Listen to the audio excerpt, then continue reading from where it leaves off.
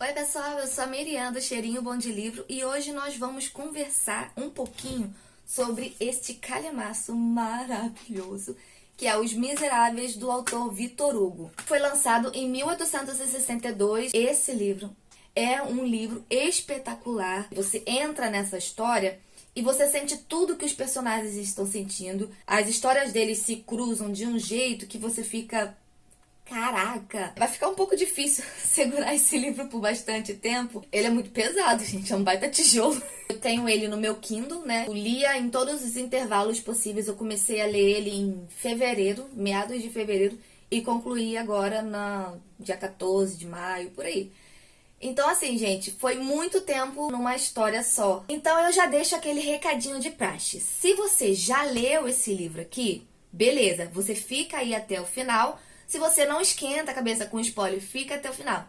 Agora, se você não leu e não gosta de tomar spoilers o tempo todo, que é o que vai sair aqui, eu sugiro que você pare esse vídeo agora, leia o livro, não importa o tempo que vai levar, mas leia o livro e depois você volta para finalizar esse vídeo aqui. É uma história fictícia, tá? Os personagens são fictícios, porém tem muitos dados históricos aqui. Então é um livro muito completo. Você vai esbarrar com força na história da França, na Revolução Francesa. Você vai ver muitas menções sobre a Revolução Francesa, sobre Napoleão. E mesmo que você seja leigo nessa história aí da França, Revolução Francesa, pá, assim como eu, né, porque eu também sou leiga, você vai conseguir se situar, porque o autor, ele faz tipo um contexto histórico antes de inserir os personagens. Então eu vou ler aqui pra vocês o tal resumo que tá logo na introdução, que já dá um spoiler sim. Vamos lá, na página 23. Em meio à variedade de cores, lugares, situações e personagens, a pena de Victor Hugo ora resvalva para o dado histórico, ora para o ficcional. Ora estamos diante de um romance tradicional de matriz épica, ora diante de cenas cândidas, aderente ao lirismo romântico. Como não nos sensibilizarmos com a figura do bispo Myriel de Digne em sua sublime generosidade e bondade na condição de homem religioso? A primeira seção do romance, que gira em torno da sofrida biografia de Jean Valjean, segue até a acolhida de Fantine, uma ex-prostituta que deixara a filha Cosette com outra família por absoluta falta de condições financeiras.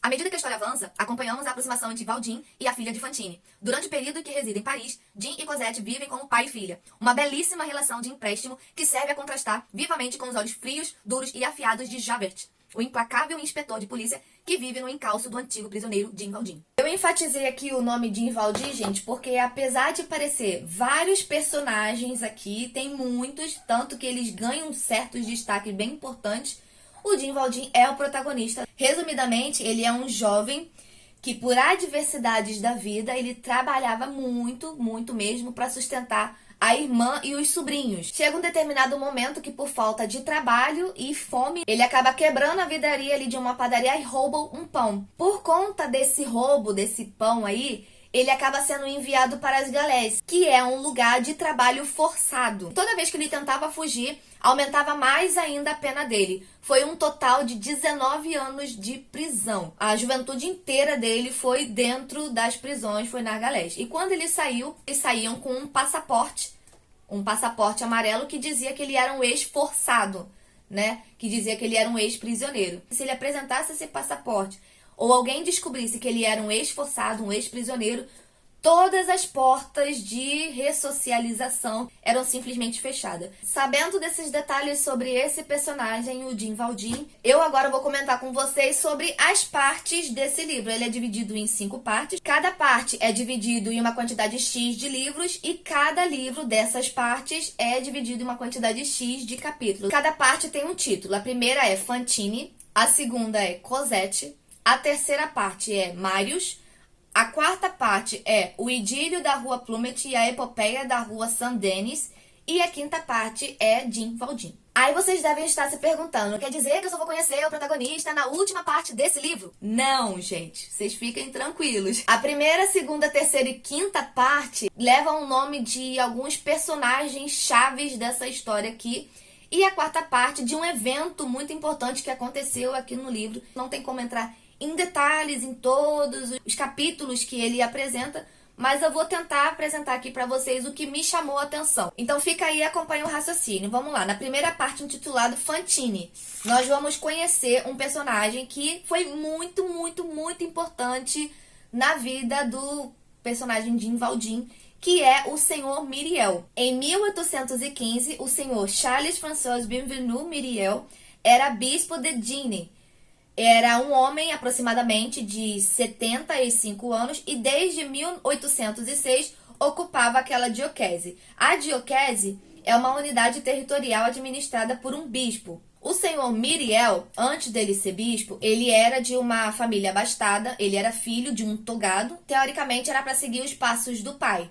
Ele casou muito jovem. Quando houve a Revolução Francesa, as famílias dos parlamentares, dizimadas, expulsas, perseguidas, se dissiparam. Nos primeiros dias da Revolução, ele simplesmente emigrou junto com a sua mulher para a Itália. E lá na Itália, né, a esposa dele teve um problema muito sério pulmonar e acabou falecendo. E eles também não deixaram filhos. Não se sabe como, o livro também não explica, só levanta várias suposições, vários interrogatórios, e ele acaba voltando da Itália como padre. Ele acabou encontrando ali com Napoleão, disse uma frase de efeito que chamou a atenção do imperador na época, né? E ele acabou sendo nomeado bispo de Digne. O senhor Myriel chegara a Digne acompanhado de sua irmã Baptistine, que era 10 anos mais jovem do que ele, e tinha como única criada da mesma idade que a senhora Baptistine, a senhora Magloire. Elas tinham um respeito tão grande, mas tão grande por esse senhor, e ele nem cobrava nada disso. Ele sempre recebia muito dinheiro, é impressionante. Só que todo o dinheiro que ele recebia, ele não botava para conforto. E o que eu gosto muito nesse personagem aqui é que ele tem um senso de humor. Ele não é aquele tipo de velho, assim, ranzinza, nem nada, não. Ele conversava com as pessoas e tinha um humor irônico, ele era sarcástico e tal. Várias cenas engraçadas, porque ele realmente é um personagem cativante, não só pela bondade que ele exercia, mas também pelo modo de agir, de falar mesmo. Ele era uma pessoa engraçada. Num determinado momento, o Valjean, ele acaba aparecendo nessa cidade pequena aí, na cidade de Digne, e ele passa em vários estabelecimentos. Só que aí quando ele chegava lá, as pessoas tratavam ele bem, mas quando ele apresentava o passaporte, aquele que eu falei pra vocês logo no início, a pessoa virava no samurai e simplesmente expulsava como ele se fosse o pior dos animais. E isso aconteceu em todos os lugares que ele batia a porta, até ele ficar sentado num banco lá. Aí chegou uma mulher pra ele, perguntando, né, o que ele estava fazendo ali e tal. Aí ele explicou que tinha passado em tudo quanto é canto, bateu em todas as portas e ninguém tinha abrido. Ninguém tinha aberto as portas pra ele. A mulher só falou assim: mas o senhor já bateu na rua, na casa tal, final da rua tal? Aí ele: não, então vai lá, que lá eles vão abrir a porta pra você. E justamente nessa casa que a senhora apontou, era a casa do bispo. E no momento ali que ele estava se preparando para jantar e tal, a senhora Magloire, ela estava comentando que tinha um homem perigosíssimo andando na cidade, um homem maltrapilho, malvadão, e as pessoas estavam aterrorizadas por conta desse homem que estava circulando. E o maior temor dela em relação a esse homem é que a casa do bispo não ficava trancada. Ele não trancava a casa em nenhum momento, porque ele falava que ali era uma casa como se fosse um hospital. Para qualquer necessitado que precisasse entrar, tinha o direito de entrar. No início, a senhora Baptistine e a senhora Magloire, elas ficavam apavoradas com esse tipo de situação, mas depois entregaram para Deus, sabe? Mal eles acabaram de sentar, aí alguém bate a porta. Assim que alguém bate a porta, o bispo falou: entra! Era justamente o maltrapilho, o malvadão, que a senhora Magloire ficou desesperada, olhou assim, entrou assim todo cheio de marra já, porque ele já tava cansado, né? E já foi logo se apresentando: eu tava na prisão há 19 anos, saí há 4 dias, eu tô andando 12 léguas, bati em tudo quanto é tipo de cão, todo mundo me viraram as costas e blá blá blá. Só, eu tenho dinheiro, eu vou pagar, tô cansado, tô com fome, eu posso ficar? E ainda perguntou no final se podia ficar. Aí o bispo serenamente olhou assim pra ele, olhou assim pra senhora Magloire: põe mais um prato aqui, por favor. Naturalmente. Ele olhou assim pro bicho e falou assim: vem cá, o senhor não entendeu direito o que eu falei? Eu vim da prisão. Aí ele tirou o passaporte e ainda leu o que estava escrito no passaporte. Aí o bispo só virou assim pro homem e falou o seguinte: sente-se, senhor, e aqueça-se. Vamos cear em um instante enquanto a sua cama está sendo preparada, tá bom? Aí o homem já mudou assim a postura e ele ficou assim: não acredito, o senhor vai mesmo me receber? É sério isso? O Valjean, ele ficou tão surpreso com esse ato de bondade que ele começou a entrar uns conflitos ali no coração dele. Em determinado momento desses conflitos, ele até intentou contra a vida do bispo, e o bispo, sem nem saber, porque o bispo estava dormindo, o Dinvaldim entrou no quarto dele na intenção de acabar com a vida do bispo. Só que aí aconteceu algo extraordinário naquele quarto. Uma luz pairou ali em cima do bispo e ele estava muito sereno. E o Dinvaldim, ele sentiu uma comoção muito grande. Mas é claro que algumas coisas aconteceram. Ele saiu do quarto, né? Roubou alguns talheres de prata e fugiu. Roubou, né? Uma reincidência de roubo. A polícia voltou com ele, com o Dinvaldim, dizendo que ele tinha roubado e tal. Aí o bispo simplesmente falou assim: não, ele não roubou não. Eu dei pra ele. Eu dei esses talheres de prata. E o senhor esqueceu também de levar os castiçais. Não condenou ele. Aí soltaram. Aí o bispo chegou assim, perto dele, só pra ele ouvir, pro Dinvaldim, e falou assim: olha só, Dinvaldim, meu irmão, lembre-se de que já não pertence ao mal, mas sim ao bem. É sua alma que acabo de comprar. Furto-a aos maus pensamentos e ao espírito de perdição para entregá-la a Deus. Essa breve passagem aqui na casa do bispo, essa reincidência e essas frases que o bispo falou para ele, entrou direto no coração. Comoveram de um modo tal que a partir desse momento ele realmente foi tentando se tornar uma pessoa melhor. E é isso que a gente vai ver no decorrer do livro. É claro que, assim, os maus pensamentos vinham e ele acabava conflitando com esses pensamentos. Porque num determinado momento aqui do livro dizia-se que a alma dele não era ruim, ele não tinha uma índole ruim, mas por consequências daquilo que havia acontecido, pelas torturas e pelos trabalhos forçados, pela escravidão que ele viveu, o ódio estava tentando dominar o coração dele, por muito tempo até conseguiu. Mas por conta desses atos de bondade, a porta da benevolência acabou entrando no coração dele. E por que eu tô dando muita ênfase a essa parte? Porque é a partir daqui que vai desenrolar várias outras situações. Chega um determinado momento em que aparece a história da Fantine, porque a gente tá aqui na primeira parte com o título Fantine. Cadê Fantine até esse momento? Não sei. É agora que aparece. A gente sabe que o Dinvaldim, ele tá começando a se redimir, pá, e fica um caso à parte por um período de tempo e é explicado a história de Fantine. A história de Fantine, ela é bem triste, né?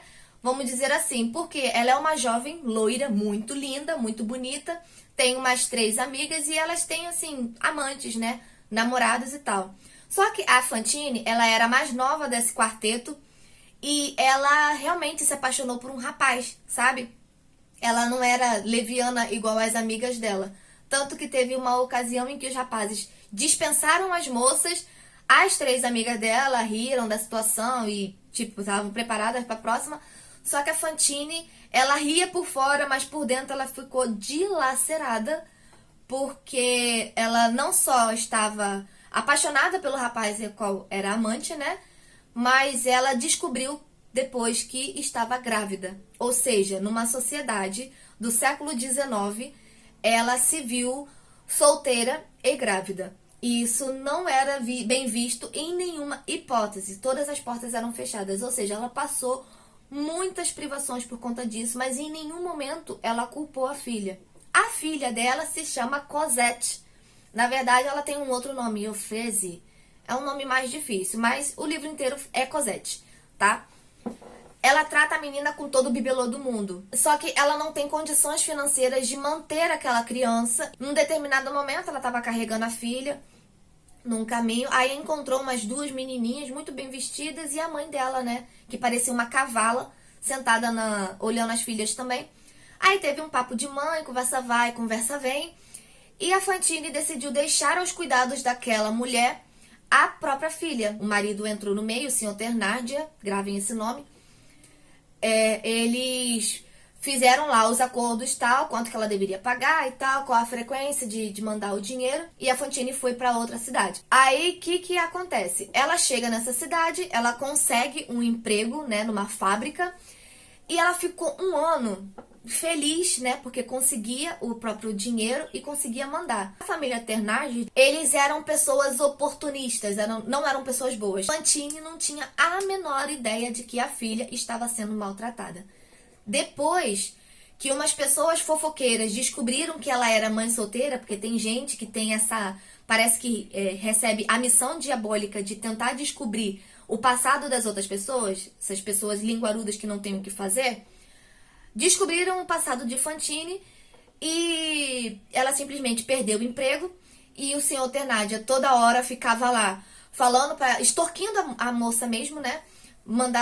cobrava dinheiro, inventava que Cosette estava doente, pedia mais dinheiro, e Fantine começou a ficar desesperada porque ela não tinha dinheiro para poder enviar. Chegou um determinado momento que o desespero era tão grande que os lindos cabelos dela, que ela tinha muito orgulho, ela tosou o cabelo para poder enviar o dinheiro para a filha, né? Ela vendeu os cabelos, dizendo que eu cobri a minha filha com os meus cabelos, ela não vai passar frio.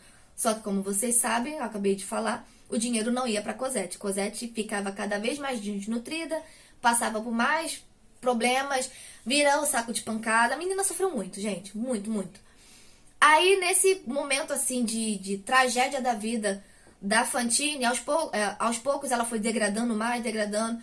Ela, ao início, ficava com vergonha de sair na rua com aquele em trapos e sem cabelo.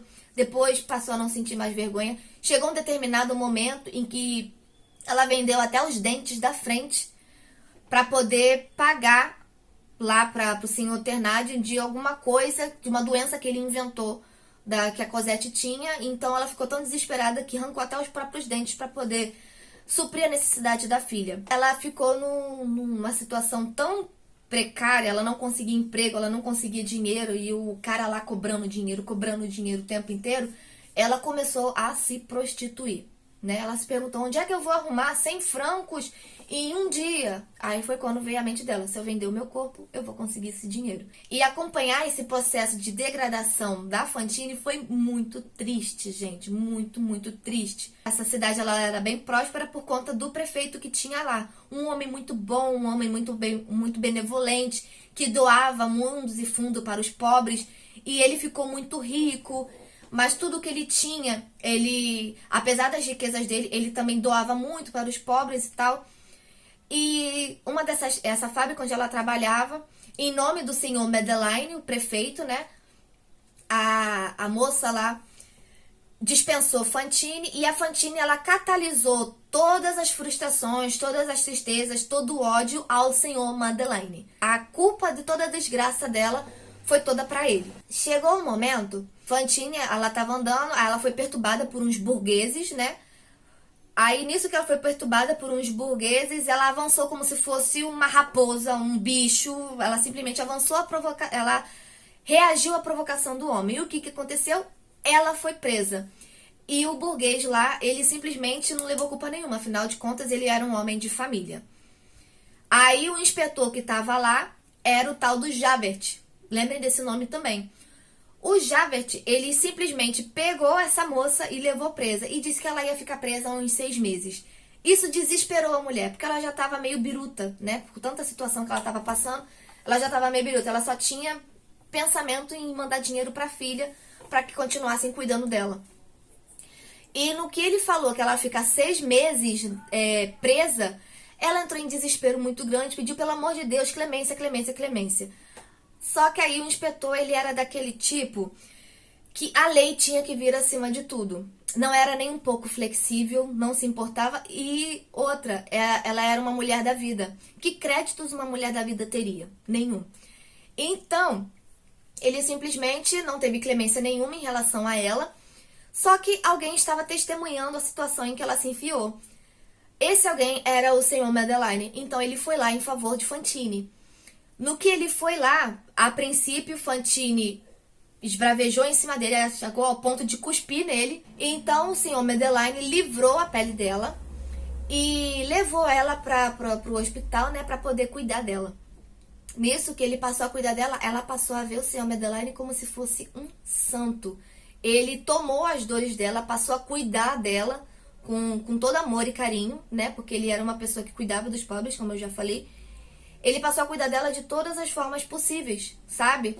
E o dinheiro que aqueles Thénardier pediam, ele mandava. Sempre mandava. Aí pintou assim. Ele que maliciou, assim, gente, por que eles estão pedindo tanto dinheiro, né? Ele que maliciou isso. Aí ele prometeu a Fantine que ia trazer a filha dela de volta, porque não havia mais necessidade, porque ele falou com ela que ia suprir todas as necessidades, que ela poderia viver como uma pessoa rica, e que ela não precisaria mais se preocupar em trabalhar, porque ele iria assumir aquela responsabilidade. Ela entrou em êxtase. Não, eu vou ver a minha filha depois de tantos anos, uns 5 anos que se passaram, só que ela estava doente. gravemente doente. Eu suspeito que é tuberculose, que fala que é problema do pulmão, né? É uma doença que desenvolveu e por ela ter passado tantas tribulações, ficou ao relento, viveu em condições extremamente precárias, pá. Aquela doença se agravou demais, então ela estava literalmente nas últimas. O Javert descobriu que o senhor Madeline, olha, era o Jim Valjean. Ele mudou o nome, né? As pessoas começaram a chamar ele de Monsenhor, e ele se tornou prefeito porque ele era uma pessoa muito benevolente e tal, era uma pessoa boa e tal. Para vocês verem que esse processo que ele passou na casa lá do bispo, aí que vem as chamadas ratoeiras, né? Onde os personagens eles vão se cruzando e vão se completando, vão se entrelaçando as histórias dele. O bispo plantou a sementinha do bem no coração de Jim Valjean. Jim Valjean, ele se tornou uma pessoa muito boa, benevolente, se tornou uma pessoa em prol dos necessitados igual o bispo. Ele seguiu basicamente o que o bispo fez, só que não se tornou padre, né? Mas assim, ele se tornou uma pessoa boa e muito próspera. Só que ele tinha um passado. Quando Javert descobriu o passado do senhor Madeline, começou a perseguir incansavelmente o Jim Valjean, porque ele era um preso reincidente. Jim Valjean volta a ser preso, só que ele acaba fugindo de novo. Nisso que ele foge lá da prisão, ele encontra com Cosette, a menina maltrapilha. Coitada, a bichinha chegava a ser feia de tão maltratada que era. Ele percebeu que eles eram oportunistas, ter um preço para poder levar a Cosette. Ele literalmente comprou a Cosette e livrou a menina das mãos desses trambiqueiros, dessas pessoas ruins. Até o último momento, o senhor Thénardier, ele não queria que a menina fosse embora. Ele queria sugar ainda mais a alma daquela criança. Mas aí o Jim Valjean, ele acabou levando a menina embora. E o senhor Thénardier, ele desenvolveu aí um ódio muito grande sobre esse homem. Nessa parte aqui, onde o Jim Valjean vai buscar a Cosette, já está aqui na segunda parte do livro, onde leva o nome da menina. A mãe, infelizmente, morre. É nessa parte que tem a tal guerra do Waterloo. Eu ouvi muito comentário, gente, que essa é uma parte muito difícil de se ler, porque ela é muito descritiva em relação a essa batalha. E realmente é mesmo, porque é muito cansativo. Essa parte aqui, quem consegue passar essas sei lá quantas partes da guerra do Waterloo, quando é muito descritivo assim, apesar de eu gostar de história, eu acabei pulando algumas partes sim, porque eu ficava passando o olho assim, eu tava mais interessada em saber o desfecho dos personagens principais do que dessas partes assim mais históricas, né? Então essa parte aqui da guerra do Waterloo eu fui pulando algumas coisas. E depois que vem a parte da guerra do Waterloo, vem o procedimento em que o Jim Valjean vai lá e socorre a Cosette. Aí uma vez ele tá com o nome disfarçado, ele procura um lugar assim que fuja do Javert, né? Porque ele já tá no encalço dele há muito tempo. E também que dê um pouco de conforto para a menina. Aí ele acaba chegando num convento, ele inventa uma situação assim bem agoniante. Ele forja a própria morte. E no que forja a própria morte, ele passa a viver com outro nome, como uma outra pessoa. Ele passa a viver como um jardineiro. E a Cosette passa a viver naquele convento. A Cosette, que é como se fosse a filha do Jim Valjean, que agora passa a se chamar Senhor Fauchelevent. Nas descrições desse convento, a gente consegue ter uma noção de como Cosette ela é criada nesse lugar. Um lugar cheio de restrição, muita religiosidade, né? Então eles vivem assim durante esse tempo, a educação de Cosette e a vida confortável que o Jim Valjean / Fauchelevent acaba levando durante uns 5 anos mais ou menos. Então, Cosette, que era considerada uma menina feia, as freiras olharam assim pra ela e falaram assim, não, você vai ser feia. Então elas acabaram simpatizando com a menina. A alegria do Jim Valjean era ver a alegria da Cosette. Ele adotou aquela menina com todas as suas forças e a missão dele foi realmente cuidar dela. Aí tem uma passagem de tempo e o que eu pude observar é contado assim, vai começando devagarzinho, quase parando, depois as coisas vão ficando mais interessantes, a narrativa vai ficando mais legal, aí eu já não conseguia mais largar, mais parar de ler. Quando chega ao clímax, aí chega a segunda parte, bum, a Batalha de Waterloo. 50 páginas só de descrição. Aí eu ficava, Jesus Cristo, isso não termina nunca. É como se fosse uma digressão que fala, né? Que assim, chega ao clímax e depois dá uma volta, um retrocesso na história e acaba tudo ficando calmo de novo, tudo calmo, quase parando, e tem toda uma descrição, todo um contexto até chegar ao clímax de novo. Depois que chega aqui ao desfecho, mas basicamente da criação da Cosette, chegamos à terceira parte, que é intitulada como Marius. Quem é Marius? Que é um rapaz, né, que vem de uma família, não tem lá aquelas grandes condições, mas ele vive como se fosse um menino mais abastado, né? Cosette já é uma jovem também, e o senhor Fauchelevent, barra Jean Valjean, ele decide, numa determinada idade assim dela, decide que ela deveria conhecer um pouco a vida fora do convento. Então ele na verdade resolve trazer Cosette para o mundo. Alugou um lugar simples e vivia assim, modestamente. Só que todo o mimo que uma menina precisava, ele dava a Cosette. Ele mimava ela de todas as formas possíveis, fazia todas as vontades dela. E ela era uma menina muito doce, se tornou uma menina muito linda. E quem é que se apaixona por essa menina muito linda é o Marius. A gente tem um romance aqui nesse livro, o que é bastante interessante de acompanhar. É um romance muito inocente, gente. É um romance muito bonitinho de acompanhar. Eles ficam meses só se olhando assim à distância. Depois, quando eles se encontram, eles têm toda uma castidade, sabe? Todo um cuidado. Só deles tocarem assim as mãos dele, eles já se emocionam e tal. Então, e ele tem uma devoção muito grande por Cosette, porque ele vê ali a personificação da aurora, da coisa assim mais bela do mundo. Então ele tem uma adoração pela Cosette, sabe? E é muito bonito ver a descrição, a beleza do amor deles. A quarta parte é uma revolução que acontece em julho de 1832, 35, por aí. E tudo que acontece, todo o contexto, né? Porque aqui tem todo um contexto, né? Que acontece até chegar nessa revolução, onde Marius participa, onde coincidentemente Jean Valjean também está, onde Javert está, aí tá de novo as ratoeiras, onde todos os personagens principais aparecem. Todos os personagens, num determinado momento, depois de todo um contexto, eles acabam se esbarrando de um jeito que é realmente surpreendente. Então esse livro, ele constrói toda uma narrativa até chegar nos pontos cruciais onde você fica assim, ó, meu Deus! Por exemplo, Javert ainda tá na cola do Jean Valjean quando descobre. Ele dá um senso assim de consciência, porque o Jean Valjean ainda livra a cara dele num determinado momento. E tem essas crises aí. E a quinta parte é justamente o desfecho de todos esses personagens, né?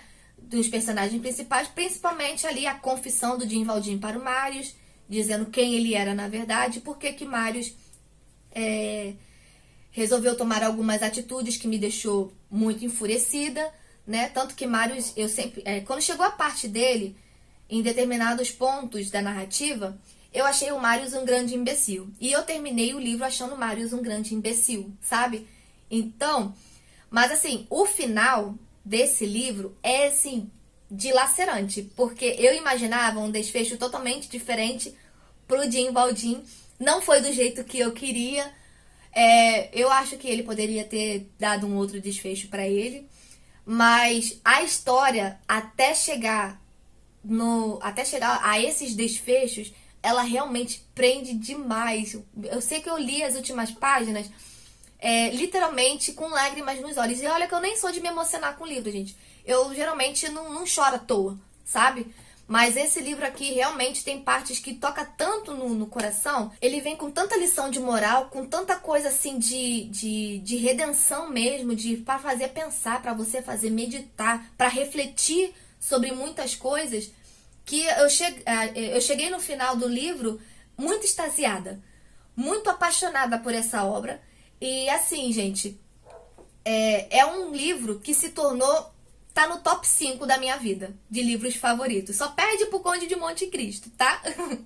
Mas é um livro, assim, que realmente não tem como não favoritar, pela complexidade, pelas lições que ensinam, aqui mostra várias coisas, por exemplo, os extremos que pessoas podem chegar. Por exemplo, lembra do Thénardier que eu falei?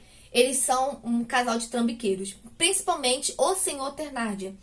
Ele é uma pessoa que poderia ter um desfecho diferente, mas ele tem um desfecho ruim, tá? Ele é um personagem ruim que com o tempo se torna pior. E eu fiquei com raiva que o desfecho dele não me satisfez, porque ele é um homem ruim que se deu bem, entendeu? Então eu fiquei chateada foi com isso. E assim, a gente vê todos os extremos do ser humano descritos nesse livro aqui. Então é um livro realmente muito, muito excelente para pessoas que gostariam de conhecer um pouco mais sobre a humanidade e também a história da França, né? Porque ele é muito rico nisso. É claro que, assim, é o tipo de livro que aí eu já vou ser bem sincera para vocês em relação à complexidade dessa obra.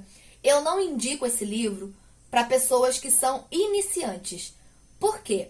Há uns 3 anos atrás, em 2021, eu tentei ler esse livro, tá? Só que eu tava numa outra vibe. Eu tava focada assim, em livros de romance, livros contemporâneos, assim, mais água com açúcar, livros de fantasia e tal. A minha vibe era totalmente diferente. Fui pegar esse classicão aqui pra ler. Gente, eu cheguei na página 200 e abandonei. Sim, ele tem muita descrição, tem muitas coisas que se você não tiver ali uma base para esse tipo de escrita, esse tipo de narrativa, você vai cansar, vai se perder, vai devagar durante a leitura e tal, e não vai gostar. Entendeu? Eu gostei muito porque a história é realmente estupenda, sabe? Maravilhosa. Mas eu precisei de uma carga de amadurecimento literário para poder encarar esse livro aqui. E fora que eu li junto com o clube, que as pessoas lá, os componentes do grupo, as meninas que organizaram o grupo, ajudaram bastante a incentivar a continuar a leitura dessa obra aqui. Foi uma obra magnífica de ler. Mas é aquilo que eu enfatizo para vocês. Não é um livro que eu indico assim para todo mundo. É para quem já tem um nível de leitura mais avançado, tá? E acredite, gente, é o tipo de obra que você não esquece, sabe? Eu, pelo menos, eu terminei essa semana esse livro e eu ainda tô com o coração bem assim, parece que me falta algo, que eu tava sempre acostumada a chegar em casa depois do trabalho e já direto pegar o livro e entrar ali na história do Jim Baldin, acompanhar quais eram as próximas aventuras que ele ia enfrentar, os próximos desafios. E quando acabou o livro, assim, gente, acabou o Jim Baldin, acabou os personagens, cadê a Cosette, cadê o Marius, aquele imbecil? Mas assim, gente, o livro chegou ao fim. O final, como eu falei pra vocês, não foi exatamente do jeito que eu esperava, mas aqui retrata muito a realidade. Então, a realidade a gente sabe que nem sempre é como a gente quer, mas não deixa de tornar essa obra aqui magnífica. Realmente é um livro que vale muito a pena vocês pegarem para ler. É isso, gente. Eu espero muito que vocês tenham gostado desse vídeo, que ficou longo a beça. Se eu falar tudo que tiver para falar desse livro aqui também, eu vou ficar aqui umas 5, 6, 7 horas só falando dele, se for pegar detalhe por detalhe. Eu dei, assim, só um resumão e eu espero que vocês tenham acompanhado aí o raciocínio, sabe? Espero muito que vocês tenham gostado. Não esqueçam de me seguir no Instagram, que eu só uso essa rede social agora, tá? E outra coisa, não deixem de curtir e comentar aqui nos comentários o que vocês acharam. Um beijo e fiquem com Deus. Tchau!